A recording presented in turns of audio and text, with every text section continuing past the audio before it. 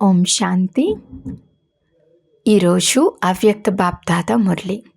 Date 29th September 2024. Revise course date 3rd 2/2002. Murali headline: లక్ష్యము మరియు లక్షణాలను సమానంగా చేసుకోండి, సర్వ ఖజానాలతో సంపన్నంగా అవ్వండి. ఈరోజు సర్వ ఖజానాలకు యజమాని అయిన బాప్దాదా ఖజానాలతో సంపన్నంగా ఉండే తన పిల్లలను చూస్తున్నారు. పిల్లలు ప్రతి ఒక్కరూ సర్వ ఖజానాలతో సంపన్నంగా ఉన్నారు. సంపన్నంగా ఉండే వారి గుర్తు వారు సదా ప్రాప్తి స్వరూపులుగా, తృప్త ఆత్మలుగా కనిపిస్తారు. సదా సంతోషంగా కనిపిస్తారు. ఎందుకంటే నిండుగా ఉంటారు. కనుక నా వద్ద ఎన్ని ఖజానాలు జమ అయి ఉన్నాయి అని ప్రతి ఒక్కరూ స్వయాన్ని ప్రశ్నించుకోండి. ఈ అవినాశీ ఖజానాలు ఇప్పుడు కూడా ప్రాప్తిస్తాయి. అంతేకాక భవిష్యత్తులో అనేక జన్మలు మీ తోడుగా ఉంటాయి. ఈ ఖజానాలు సమాప్తమయ్యేవి కాదు. అన్నిటికంటే మొదటి ఖజానా జ్ఞాన ఖజానా. ఈ జ్ఞాన ఖజానా ద్వారా ఈ సమయంలో కూడా మీరందరూ ముక్తి, జీవన్ముక్తులను అనుభవం చేస్తున్నారు. జీవితంలో ఉంటూ, పాత ప్రపంచంలో ఉంటూ, తమోగుని వాయుమండలంలో ఉంటూ, జ్ఞాన ఖజానా ఆధారంతో ఈ వాయుమండలం వైబ్రేషన్ మొదలైన వాటన్నిటి నుండి అతీతంగా ముక్తులుగా ఉన్నారు. కమల్ పుష్ప సమానంగా అతీతంగా ముక్త ఆత్మలుగా ఉన్నారు. అనగా దుఃఖం నుండి, చింతల నుండి, అశాంతి నుండి ముక్తులుగా ఉన్నారు. జీవితంలో ఉంటూ అన్ని చెడు బంధనాల నుండి ముక్తులుగా ఉన్నారు. వ్యర్థ సంకల్పాల తుఫాను నుండి ముక్తులుగా ఉన్నారు. ముక్తులుగా ఉన్నారా? అందరూ చేతులుపుతున్నారు. కనుక ముక్తి, జీవన్ముక్తి అనేవి ఈ జ్ఞాన ఖజానా యొక్క ఫలం లేక ప్రాప్తి. వ్యర్థ సంకల్పాలు వచ్చేందుకు ప్రయత్నిస్తాయి. నెగిటివ్ కూడా వస్తుంది. కానీ మీకు జ్ఞానం అనగా తెలివి ఉంది. వ్యర్థ సంకల్పాలు లేక నెగిటివ్ యొక్క పని రావటం మరియు జ్ఞానయుక్త ఆత్మలైన మీ పని వీటి నుండి ముక్తంగా, అతీతంగా మరియు తండ్రికి ప్రియంగా ఉండటం. కనుక జ్ఞాన ఖజానా లభించిందా, నిండుగా ఉందా, సంపన్నంగా ఉందా లేక తక్కువగా ఉందా అని చెక్ చేసుకోండి. ఒకవేళ తక్కువగా ఉంటే దానిని జమ చేసుకోండి. ఖాళీగా ఉండరాదు. అదేవిధంగా యోగ ఖజానా, దీని ద్వారా సర్వశక్తులు ప్రాప్తిస్తాయి. కనుక యోగ ఖజానా ద్వారా సర్వశక్తులు జమయ్యాయా అని స్వయాన్ని చూసుకోండి. సర్వశక్తులు ఉన్నాయా? ఒకవేళ ఒక శక్తి తక్కువగా ఉన్నా అది సమయానికి మోసం చేస్తుంది. మీ అందరి టైటిల్ మాస్టర్ సర్వశక్తివంతులు. కేవలం సర్వశక్తివంతులు కాదు, సర్వశక్తివంతులు. మరి యోగం ద్వారా సర్వశక్తుల ఖజానా జమ అయిందా? నిండుగా ప్రాప్తి స్వరూపంగా ఉన్నారా లేక లోటు ఉందా? ఎందుకంటే ఇప్పుడైతే మీ లోటును నింపుకోవచ్చు. ఇప్పుడు ఇంకా అవకాశం ఉంది. తర్వాత సంపన్నంగా చేసుకునే సమయం సమాప్తమైపోతే ఆ లోటు అలాగే ఉండిపోతుంది. ఒక్కొక్క శక్తిని ఎదురుగా తెచ్చుకొని పూర్తి రోజంతటి దినచర్యలో చెక్ చేసుకోండి. ఒకవేళ పర్సంటేజ్లో తక్కువ ఉన్నా కూడా ఫుల్ పాస్ అని అనరు. ఎందుకంటే అది మీ అందరి లక్ష్యం. ఒకవేళ ఎవరినైనా మీరు ఫుల్ పాస్ అవుతారా లేక సగం పాస్ అవుతారా అని అడిగితే అందరూ మేమైతే సూర్యవంశీలుగా అవుతాము, చంద్రవంశీలుగా అవుతాము అని అంటారు.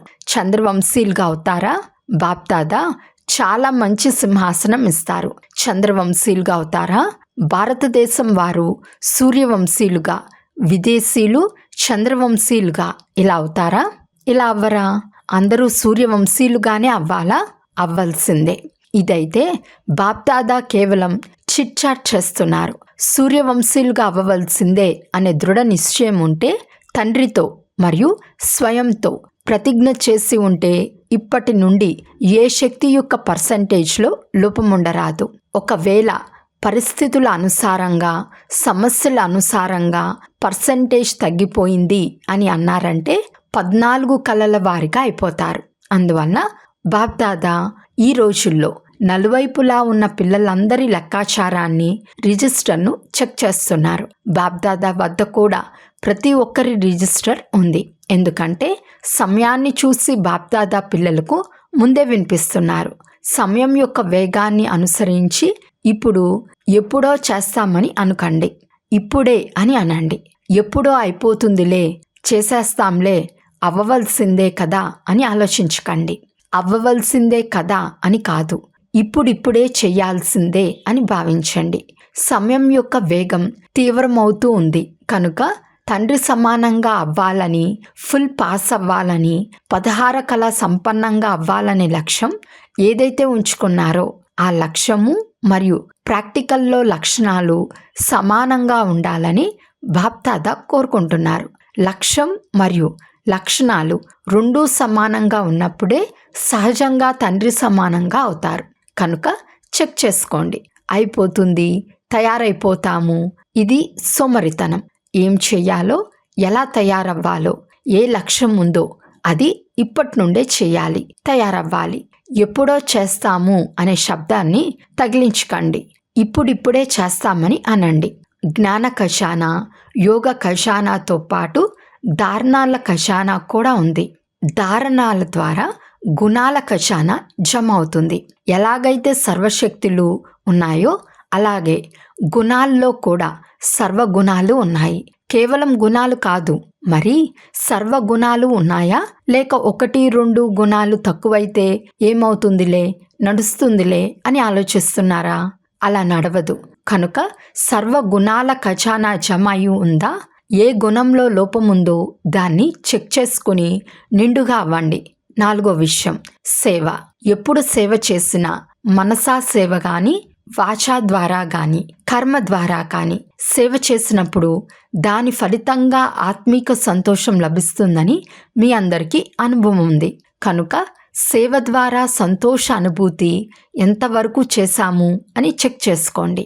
ఒకవేళ సేవ చేసినా సంతోషం కలగలేదు అంటే అది యథార్థమైన సేవ కాదు. సేవలో ఏదో ఒక లోపం ఉంటే సంతోషం లభించదు. సేవ అంటేనే ఆత్మ స్వయాన్ని హర్షితంగా వికసించిన గులాబీ పుష్పంగా సంతోషమనే ఉయ్యల్లో ఊగుతున్నట్లుగా అనుభవం చేస్తుంది. కనుక పూర్తి రోజంతా చేసిన సేవతో పోలిస్తే అంత సంతోషం లభించిందా?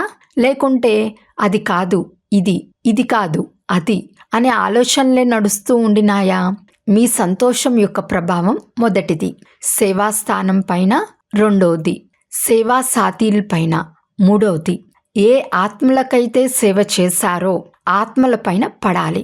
వాయుమండలం కూడా సంతోషంగా అవ్వాలి. ఇది సేవ ద్వారా లభించే సంతోషపు ఖజానా. 4 సబ్జెక్టులు అయితే వచ్చేసాయి. కానీ మరొక విషయం సంబంధ సంపర్కం. అది కూడా చాలా అవసరం. ఎందుకు? మాకు బాప్దాదాతో అయితే సంబంధం ఉండనే ఉంది. పరివారంతో ఉన్నా లేకపోయినా పర్వాలేదు, బీజంతో అయితే ఉంది కదా అని చాలామంది పిల్లలు అనుకుంటారు. కానీ మీరు విశ్వంపై రాజ్యం చేయాలి కదా, మరి రాజ్యంలో సంబంధంలోకి రావాల్సి ఉంటుంది. కనుక సంబంధ సంపర్కంలోకి రావాల్సిందే. కానీ సంబంధ సంపర్కం ద్వారా లభించే యథార్థమైన ఖజానా ఆశీర్వాదాలు. సంబంధ సంపర్కంలోకి రాకుండా మీ వద్ద ఆశీర్వాదాల ఖజానా జమ అవ్వదు. తల్లిదండ్రుల ఆశీర్వాదాలైతే ఉన్నాయి, కానీ సంబంధ సంపర్కంలో కూడా ఆశీర్వాదాలు తీసుకోవాలి. ఒకవేళ ఆశీర్వాదాలు లభించుకుంటే ఆ ఫీలింగ్ రాకుంటే సంబంధ సంపర్కంలో ఏదో లోపం ఉందని అర్థం. సంబంధ సంపర్కం యథార్థంగా ఉంటే ఆశీర్వాదాలు అనుభూతి అవ్వాలి. ఆశీర్వాదాల ద్వారా ఏ అనుభూతి అవుతుంది? మీరు అనుభవీలే కదా. ఒకవేళ సేవ ద్వారా ఆశీర్వాదాలు లభిస్తే దానివల్ల కలిగే అనుభవం ఏమిటి అంటే మీరు స్వయం కూడా సంబంధంలోకి వస్తూ కర్మ చేస్తూ డబల్ లైట్గా ఉంటారు. బరువు అనుభవం అవ్వదు. అంతేకాక ఎవరికైతే సేవ చేశారో, ఎవరి సంబంధ సంపర్కంలోకి వచ్చారో వారు కూడా డబల్ లైట్గా అనుభవం చేస్తారు. వీరు సంబంధంలో సదా తేలికగా అనగా ఈజీగా ఉంటారు, బరువుగా ఉండరు అని వారు కూడా అనుభవం చేస్తారు. సంబంధంలోకి రావాలి వద్దా అని అనుకోరు. కానీ ఆశీర్వాదాలు లభించే కారణంగా 2 వైపులా నియమ ప్రమాణంగా ఉంటారు. అలాగని చాలా ఈజీగా కూడా ఉండరు. ఎక్కువ తీపి ఉన్న చోట చాలా చీమలు చేరతాయని అంటారు కదా. కనుక చాలా ఈజీగా కూడా ఉండరు, కానీ డబల్ లైట్గా ఉంటారు. కనుక బాప్దాదా అంటున్నారు, మీ ఖజానాలను చెక్ చేసుకోండి, సమయం ఇస్తున్నాను. ఇప్పుడు ఇంకా సమాప్తి బోర్డు పెట్టలేదు కనుక చెక్ చేసుకుని ముందుకు వెళ్తూ ఉండండి. బాప్దాదాకు పిల్లలపై ప్రేమ ఉంది కదా, కనుక ఒక్క పుత్రుడు కూడా వెనక ఉండరాదని బాప్దాదా భావిస్తున్నారు. ప్రతి ఒక్కరూ ఒకరికంటే ఒకరు ముందుకు వెళ్ళాలి. నడుస్తూ నడుస్తూ దేహాభిమానం వచ్చేస్తుంది. స్వమానము మరియు దేహాభిమానం కారణంగా స్వమానంలో లోపం వచ్చేస్తుంది. దేహాభిమానం తొలగించుకునేందుకు చాలా సహజ సాధనం. దేహాభిమానం వచ్చేందుకు కారణం ఒకే పదం, ఒకే శబ్దం. అది ఏదో కూడా మీకు తెలుసు. దేహాభిమానం యొక్క ఒక్క శబ్దం ఏది? నేను. మరి నేను నేను అని ఎన్నిసార్లు అంటారు? పూర్తి రోజంతట్లో ఎన్నిసార్లు నేను అని అంటారో ఎప్పుడైనా నోట్ చేసుకున్నారా? అయితే ఒకరోజు నోట్ చేసుకోండి. మాటి మాటికి నేను అనే శబ్దం అయితే రానే వస్తుంది, కానీ నేను ఎవరు అనేది మీ మొదటి పాఠం. దేహాభిమానంలోకి వచ్చి నేను అని అంటారు, కానీ వాస్తవానికి నేను ఎవరు? ఆత్మనా లేక దేహమా? ఆత్మ దేహాన్ని ధారణ చేసిందా లేక దేహం ఆత్మను ధారణ చేసిందా? ఏం జరిగింది? ఆత్మనే దేహాన్ని ధారణ చేసింది. కరెక్టే కదా. మరి ఆత్మ దేహాన్ని ధారణ చేసినప్పుడు నేను ఎవరు? ఆత్మనే కదా. కనుక సహజ సాధనం ఎప్పుడు నేను అని అన్నా నేను ఎలాంటి ఆత్మను అని గుర్తు చేసుకోండి. ఆత్మ నిరాకారము, దేహము సాకారము. నిరాకార ఆత్మ సాకార దేహాన్ని ధారణ చేసింది. కనుక ఎన్నిసార్లు నేను నేను అని అంటారో అలా అనంత సమయం నేను నిరాకార ఆత్మను సాకారంలో ప్రవేశించాను అని గుర్తు చేసుకోండి. ఎప్పుడైతే నిరాకార స్థితి గుర్తు ఉంటుందో అప్పుడు స్వతహాగా నిరహంకారిగా అయిపోతారు. దేహభావం సమాప్తమైపోతుంది. ఇది అదే మొదటి పాఠం.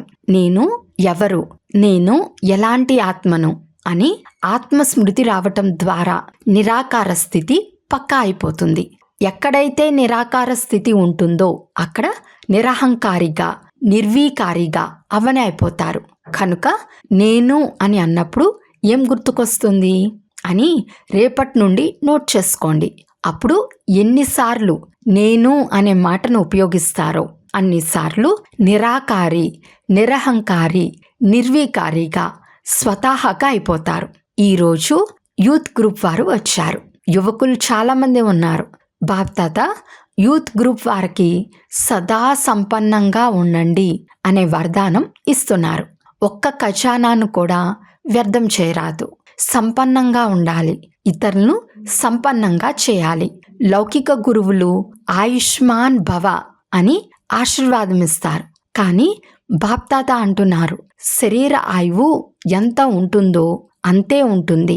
కనుక శరీర ఆయువు లెక్కతో ఆయుష్మాన్ భవ అనే వరదానం ఇవ్వటం లేదు, కానీ ఈ బ్రాహ్మణ జీవితంలో సదా ఆయుష్మాన్ భవ అనే వరదానం ఇస్తున్నాను. ఎందుకు? బ్రాహ్మణుల నుండి దేవతలుగా అవుతారు కనుక ఆయుష్మాన్గా అయితే ఉంటారు కదా. యూత్లో ఒక విశేషత ఉంటుంది. మీకు మీ విశేషత ఏదో తెలుసా? ఏ విశేషత ఉంటుందో తెలుసా? మీలో ఏ విశేషత ఉంది? మంచిది చేయగలరా?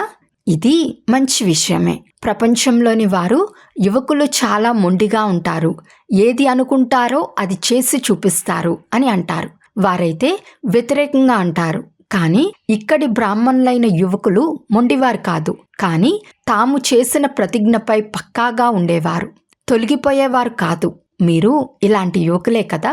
చేతులెత్తటం అయితే చాలా సులభం. బాప్దాదా సంతోషిస్తున్నారు. చేతులెత్తటం కూడా ధైర్యమే కదా. కానీ మేము ఈ బ్రాహ్మణ జీవితం యొక్క ప్రాప్తి నుండి, సేవ నుండి ఎప్పుడూ సంకల్పంలో కూడా పక్కకు తొలగిపోము అని తండ్రితో ఏదైతే ప్రతిజ్ఞ చేశారో ఆ ధైర్యాన్ని, ప్రతిజ్ఞను ప్రతిరోజు అమృతవేళ గుర్తు చేసుకోండి. అంతేకాక ఏ ధైర్యమైతే ఉంచుకున్నారో, సంకల్పం చేశారో అది ప్రాక్టికల్లో జరుగుతోందా అని చెక్ చేసుకోండి. గవర్నమెంట్ అయితే 2-4 లక్షల మంది యువకులు తయారైనా మంచిదే అని అంటుంది. కానీ బాప్దాదా అంటున్నారు, ఈ బ్రాహ్మణ యువకులు ఒక్కొక్కరు 1,00,000 మందితో సమానం. అంతా శక్తిశాలురు. అవును కదా? చూడండి, ఇంటికి వెళ్ళిన తర్వాత బాబా మాయ వచ్చేసింది, సంస్కారం వచ్చేసింది, సమస్య వచ్చేసింది అని రాయకండి. సమస్యలకు సమాధాన స్వరూపంగా అవ్వండి. సమస్యలైతే వస్తాయి, కానీ నేను ఎవరు? నేను సమాధాన స్వరూపాన్న లేక సమస్యలతో ఓడిపోయేవాడినా అని మిమ్మల్ని మీరు ప్రశ్నించుకోండి. మీ అందరి టైటిల్ ఏది? విజయరత్నాలా లేక ఓటమి పొందే రత్నాలా? విజయరత్నాలు కదా. బ్రాహ్మణ జన్మ తీసుకుంటూనే బాప్దాదా ప్రతి బ్రాహ్మణుని మస్తకంలో అమర విజయీ తిలకాన్ని దిద్దేశారు. కనుక మీరు అమర్ భవ యొక్క వరదానీలు. ఇప్పుడు మీకు మీరు ప్రతిజ్ఞ చేసుకోండి. మామూలుగా ప్రతిజ్ఞ అంటే అందరూ చేసేస్తారు, కానీ మీ మనస్సులో మీతో మీరు ప్రతిజ్ఞ చేసుకోండి. ఎప్పుడూ సంస్కారానికి వశమవ్వను.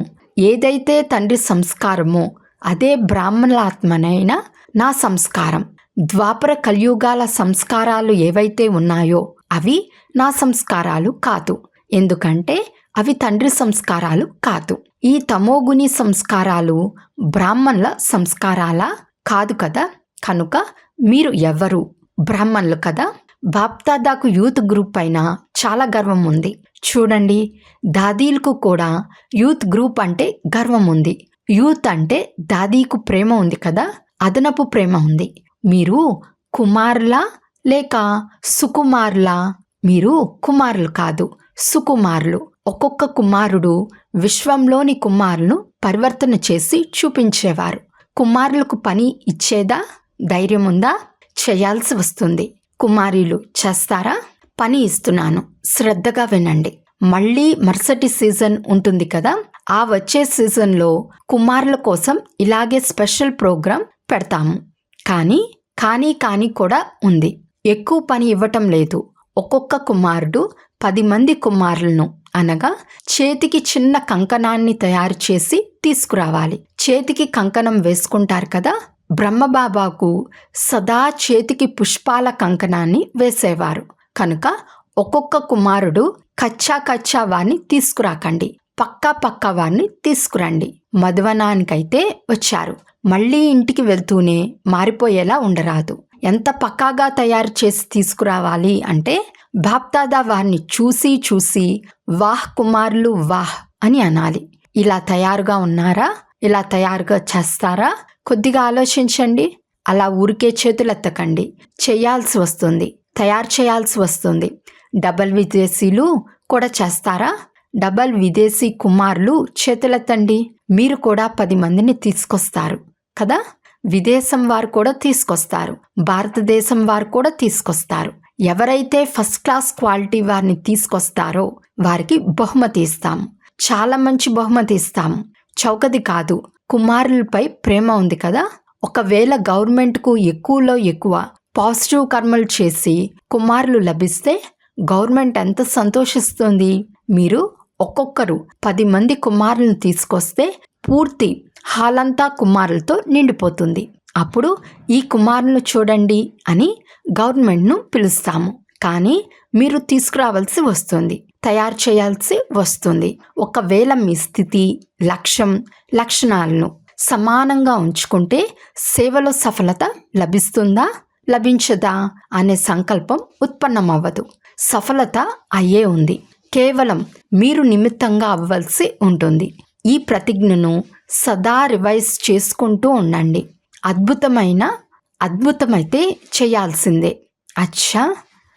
మురళీ మధ్యలో అకస్మాత్తుగా బాప్దాదా ఎదురుగా 2 కుమారులు స్టేజ్ పైకి వచ్చేశారు. వారిని పంపించేశారు. అచ్చా, ఇప్పుడు ఆటలో ఆటను చూశారు. బాప్దాదా అంటున్నారు, సాక్షిగా ఈ ఆటను చూశారు, ఆనందించారు. ఇప్పుడు ఒక్క సెకండ్లో పూర్తిగా దేహం నుండి అతీతంగా శక్తిశాలి ఆత్మీక రూపంలో స్థితమవ్వగలరా? ఫుల్ స్టాప్ పెట్టండి. బాప్దాదా చాలా శక్తిశాలి డ్రిల్ చేయించారు. అచ్చా, ఈ అభ్యాసాన్ని ప్రతి సమయము మధ్య మధ్యలో చేస్తూ ఉండాలి. ఇప్పుడిప్పుడే కార్యంలోకి రావాలి. ఇప్పుడిప్పుడే కార్యం నుండి అతీతంగా అయి సాకారం నుండి నిరాకార స్థితిలో స్థితమైపోవాలి. అలాగే ఇప్పుడు కూడా ఒక అనుభవం చూశారు కదా, ఏదైనా సమస్య వచ్చినా ఇలాగే ఒక్క సెకండ్లో సాక్షి దృష్టి గలవారిగా అయి సమస్యను ఒక సైడ్ సీన్గా భావించి తుఫాన్ను ఒక బహుమతిగా భావించి వాటిని దాటుకోండి. ఈ అభ్యాసం ఉంది కదా, ఇక మున్ముందు ఇలాంటి అభ్యాసం చాలా అవసరం అవుతుంది. ఫుల్ స్టాప్ పెట్టాలి. ఇది ఎందుకు జరిగింది, ఎలా జరిగింది అనే ప్రశ్నార్థకం రాకూడదు. అయిపోయింది అంతే అని ఫుల్ స్టాప్ పెట్టి పూర్తిగా మీ శక్తిశాలి స్థితిలో స్థితమైపోండి. అప్పుడు సమస్య కింద ఉండిపోతుంది. మీరు మీ ఉన్నతమైన స్థితి ద్వారా సమస్యారూపీ సైడ్ సీన్ను చూస్తూ ఉంటారు.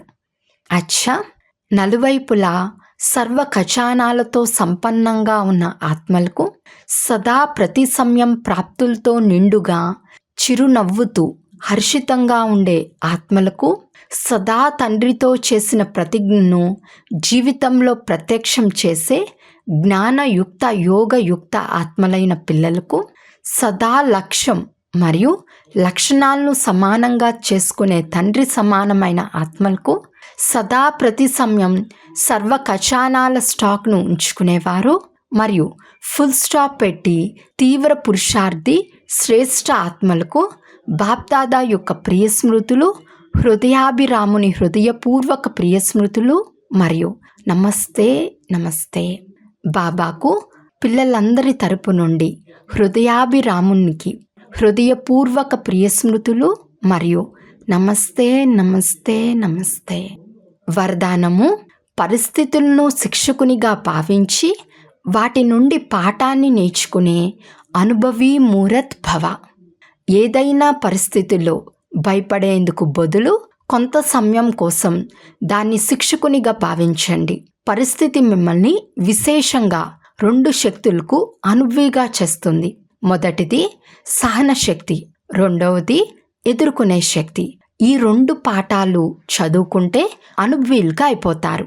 మేమైతే నిమిత్తము, నాదంటూ ఏమీ లేదు అని అంటారు కదా, మరి అలాంటప్పుడు పరిస్థితులకు ఎందుకు భయపడతారు? ట్రస్టీ అనగా అన్నీ తండ్రికి సమర్పించేశారు కనుక ఏం జరుగుతుందో అది మంచిదే జరుగుతుంది అనే స్మృతి ద్వారా సదా నిశ్చంతంగా సమర్థ స్వరూపంలో ఉండండి. స్లోగన్: ఎవరి స్వభావం మధురంగా ఉంటుందో వారు పొరపాటున కూడా ఎవరికి దుఃఖమునివ్వరు. అచ్చా, ఓం శాంతి.